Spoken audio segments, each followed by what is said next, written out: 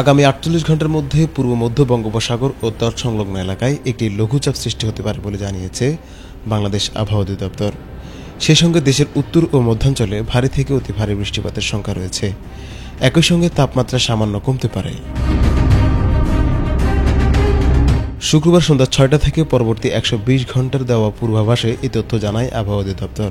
আবহাওয়াবিদ হাফিজুর রহমান স্বাক্ষরিত পূর্বাভাসে বলা হয়, উত্তর ছত্তিশগড় ও তৎসংলগ্ন এলাকায় অবস্থানরত সুস্পষ্ট লঘুচাপটি উত্তর উত্তর পূর্ব দিকে অগ্রসর হয়ে বর্তমান বিহার ও তৎসংলগ্ন এলাকায় অবস্থান করছে।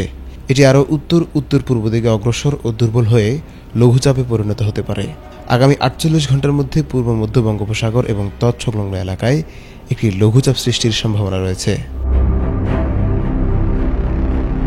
পূর্বাভাস অনুযায়ী শুক্রবার রাত থেকে রংপুর, রাজশাহী ও ময়মনসিংহ বিভাগের অধিকাংশ জায়গায় হালকা থেকে মাঝারি ধরনের বৃষ্টি বা বজ্রসহ বৃষ্টি হতে পারে।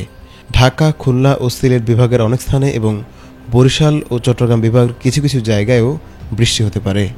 এর মধ্যে রংপুর, রাজশাহী, ময়মনসিংহ, ঢাকা, খুলনা ও সিলেট বিভাগের কোথাও কোথাও ভারী থেকে অতি ভারী বর্ষণ হতে পারে। এ সময় সারা দেশে দিনের তাপমাত্রা ১ থেকে ২ ডিগ্রি সেলসিয়াস এবং রাতের তাপমাত্রা সামান্য কমে যেতে পারে। শনিবার ময়মনসিংহ ও সিলেট বিভাগের অধিকাংশ জায়গায়, এছাড়া ঢাকা, খুলনা, বরিশাল ও চট্টগ্রাম বিভাগের অনেক জায়গায় হালকা থেকে মাঝারি ধরনের বৃষ্টি হতে পারে। কোথাও কোথাও মাঝারি থেকে ভারী বর্ষণও হতে পারে বলে জানায় আবহাওয়া অফিস। এ সময় দিন ও রাতের তাপমাত্রা সামান্য হ্রাস পাওয়ার সম্ভাবনাও রয়েছে।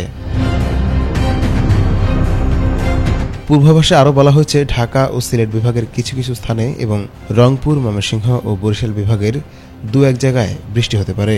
সোমবার কেবল চট্টগ্রাম অঞ্চলের দু এক জায়গায় বৃষ্টি হতে পারে। অন্যত্র শুষ্ক ও আংশিক মেঘলা আবহাওয়া থাকবে এবং মঙ্গলবার চট্টগ্রাম ও সিলেট অঞ্চলের দু এক জায়গায় বৃষ্টি হওয়ার সম্ভাবনা রয়েছে। বর্ধিত ৫ দিনের পূর্বাভাসে বলা হয়েছে, দেশে বৃষ্টিপাতের প্রবণতা ধীরে ধীরে কমে আসবে। Desk report, ATN Bangla.